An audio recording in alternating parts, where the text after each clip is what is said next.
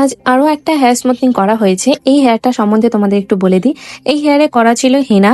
হেনা করার কারণে কি হয়, হেনাটা কিন্তু সহজে যায় না। হেনা বা কালার তোমরা যতদিন আগেই করো না কেন, ফার্স্ট স্টেপে যখন আমরা ক্রিমটা অ্যাপ্লাই করব, সেই ক্রিমটার সঙ্গে সঙ্গে কিন্তু হেনা বা কালার কিন্তু বেরিয়ে যায়।